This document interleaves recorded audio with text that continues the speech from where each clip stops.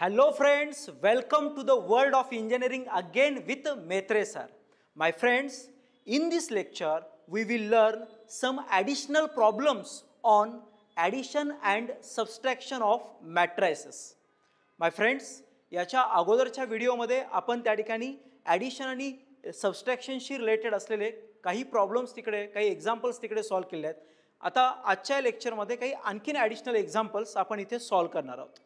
तर in this example, matrix A and matrix B is given and we have to find out the resultant matrix for 2A minus 3B.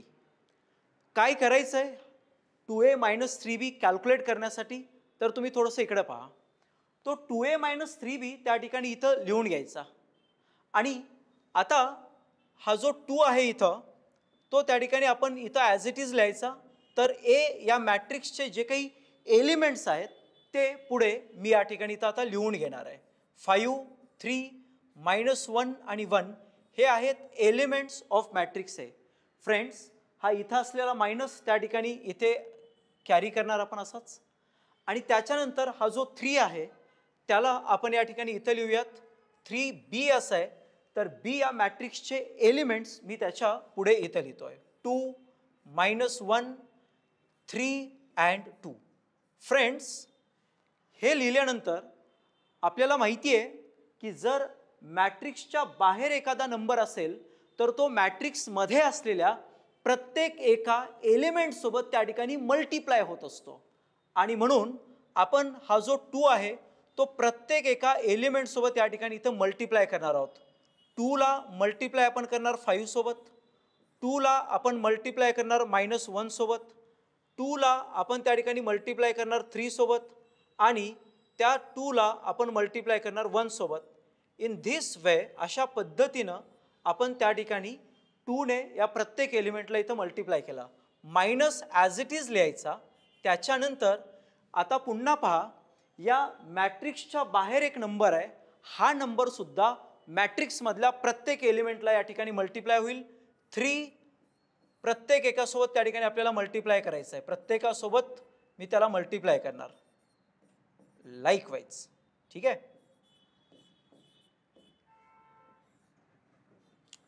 Friends, simple. याच्यानंतर आपण त्या ठिकाणी हे multiplication complete करून घेऊयात. 2 5 जा 10, 2 1 जा 2 आणि कारण की इथं मायनसचं साईन असल्यामुळे इथे मायनस येईल.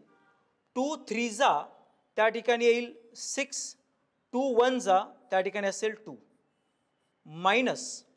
आता पुढचा जो काही मॅट्रिक्स आहे त्याच्यातलं मल्टिप्लिकेशन कंप्लीट करून घेऊ. 3 2 जा 6, 3 3 जा 9, 3 1 जा 3 मायनस असल्यामुळे या ठिकाणी इथेही मायनस लिहा आणि 3 2 जा या केसमध्ये 6 हा इथं लिहून घ्या. ओके.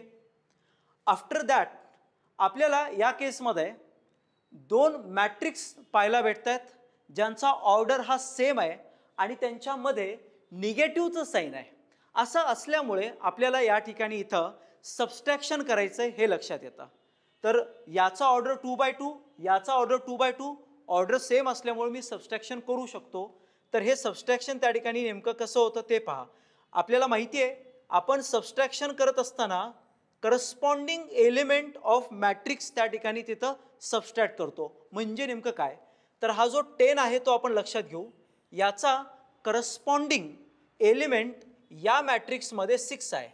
तर हे बघा हा 10 इथं लिहायचा, हा मायनस इथं लिहायचा आणि हा जो 6 आहे तो लिहायचा इथे. याला म्हणायचं सबस्ट्रॅक्शन ऑफ करस्पॉन्डिंग एलिमेंट. त्यानंतर मी या -2 बद्दल बोलतोय. मी याला थोडंसं सर्कल करतोय बघा. -2 ओके. हा इथला मायनस इथे मी लिहिला आणि त्याच्यानंतर पुढे 9 आहे आणि हे पहा हा 9 इथे आहे. याचा करस्पॉन्डिंग एलिमेंट इथं आहे. फ्रेंड्स, त्याच्या ठिकाणावर असलेला एलिमेंट म्हणजे करस्पॉन्डिंग एलिमेंट. आता हा जो 6 आहे इथला तो आपण लिहून घेऊयात. Minus sign as it is आणि हा -3 या ठिकाणी इथं येईल. ओके. आफ्टर धिस आपल्याला आता या 2 बद्दल त्या ठिकाणी विचार करायचा आहे. 2 हा मायनस साईन आणि इथं असलेला हा 6. तर अशा पद्धतीने आपण करस्पॉन्डिंग एलिमेंट्सला त्या ठिकाणी तिथं सबस्ट्रॅक्ट करतो आहे. तर फायनल या ठिकाणी याचा रिझल्ट काय येईल आपण ते थोडंसं पाहूयात. तर पाहून घ्या 10 - 6 त्या ठिकाणी किती होतं 4, -2 -9 मायनस मायनस प्लस त्यामुळे बेरीज होईल 2 and 9 11. ओके, आणि साइन जे येतं ते मायनसचं येतं. हे बघा मायनस मायनस या ठिकाणी इथं होतं प्लस, 6 + 3 हे बनतं बटा 9 आणि 2 - 6. तर हे बघ या केसमध्ये 6 मधनं 2 गेले तर त्या ठिकाणी 4 राहतात आणि जे मोठी संख्या आहे त्याचं साइन त्याच्यासोबत त्या ठिकाणी लिहायचं आहे, therefore A minus.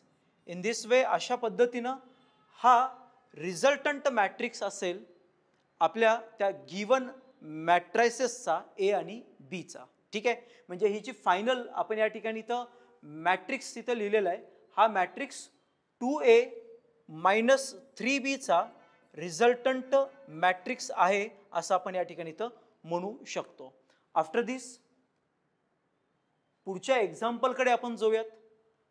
In this example matrix A, matrix B and matrix C are given and we have to find the resultant matrix for 3A + 4B - 2C. First of all ज्याचा resultant आपल्याला त्या ठिकाणी draw करायचा आहे, calculate करायचा आहे, तो आपण इथं लिहून घेऊया 3A + 4B - 2C. ओके, नाव या ठिकाणी हा 3 आहे तसा लिहा आणि ए मॅट्रिक्सचे एलिमेंट्स आता आपल्याला इथं लिहायचे आहेत याच्या ठिकाणी 2 - 3 3 and 4 हे इथं लिहिलं 2 - 3 3 and 4. फ्रेंड्स यानंतर हा प्लस तो ॲज इट इज लिहिला, त्याच्यानंतर 4 आहे आणि त्याच्या पुढे आहे बी. तर बीचे करस्पॉन्डिंग एलिमेंट जे आहेत ते इथं आहेत तुमच्या समोर 4 5 3 - 2.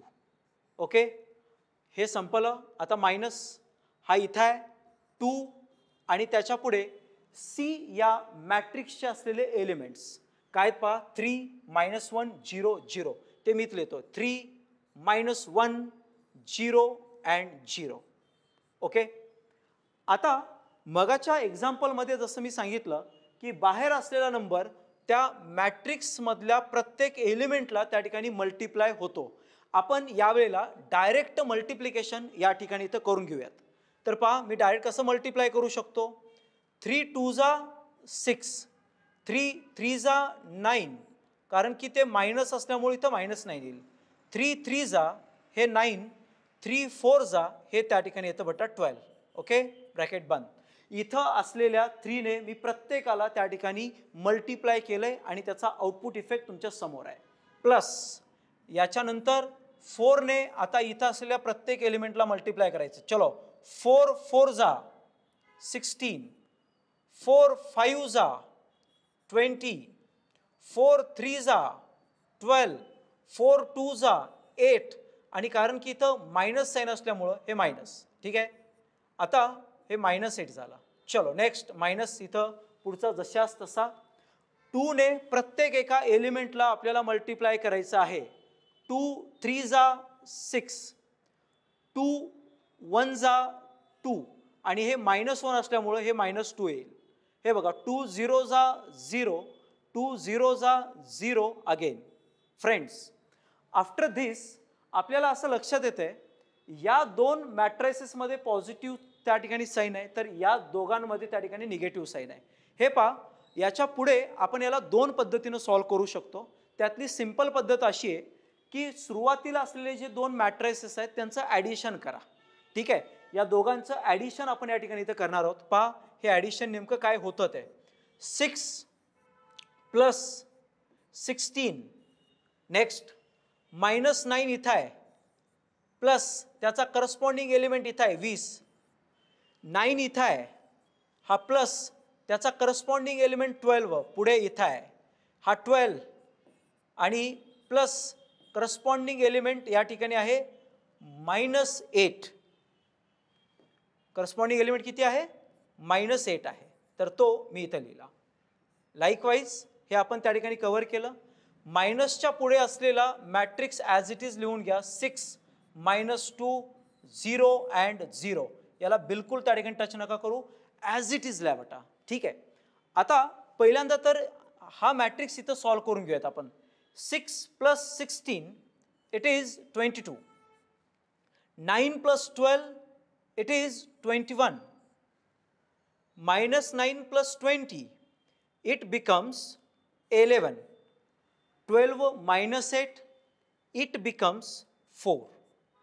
आफ्टर धिस पुढे असलेला त्या ठिकाणी मॅट्रिक्स जशास तसा 0 0 हे ब्रॅकेट बांध. ओके फ्रेंड्स, लास्ट स्टेप या ठिकाणी आपल्याला इथं सॉल्व करायची आहे. What is the last step? आपल्याला या ठिकाणी इथं पाहायचं आहे की बाबा दोन मॅट्रायसेस इथं आहेत, त्यांची ऑर्डर सेम आहे का, आणि असेल तर त्या दोघांच्या मध्ये निगेटिव्हचं साईन आहे तर सबस्ट्रॅक्शन करू शकता. तर हे 2/2 आहे, हे पण 2/2 आहे, तर डॅम शुअर आहे की आपण या ठिकाणी यांचं सबस्ट्रॅक्शन करू शकतो. फ्रेंड्स हे बघा 22 मायनस या ठिकाणी इथं आहे 6 करस्पॉन्डिंग एलिमेंट, 11 इथला 11 मायनस हा आहे -2. ठीक आहे तसा लिहा. हां 21 हा मायनस हा पुढे इकडे 0, 4 - 0. ओके फायनल याचं आउटपुट काय आहे आपण पाहूयात. 22 - 6 it is 16. 21 - 0 it is 21. 11 minus minus plus होतं बटा, 11 + 2 या ठिकाणी हे होईल 13. 4 - 0 हे होतं 4. इन धिस वे हा जो रिझल्टंट मॅट्रिक्स आहे तो आपल्या समोर आहे. कोणाचा रिझल्टंट आपण फाइंड आउट केला? 3a + 4b - 2c. ओके तर हे मी इथं लिहितो 3a + 4b - 2c याचा रिझल्टंट मॅट्रिक्स हा तुमच्या समोर आहे, ज्याच्यामध्ये हे एलिमेंट्स आपल्याला पाहायला भेटतात. My friends, after this we move towards the next problem. काय प्रॉब्लेम आहे? फार इंटरेस्टिंग आहे, थोडंसं लक्षपूर्वक आहे का बेटा. Find matrix X such that 4 5 - 3 6 this is one of the matrix plus x, and again second matrix is given on the right side of the equal to sign.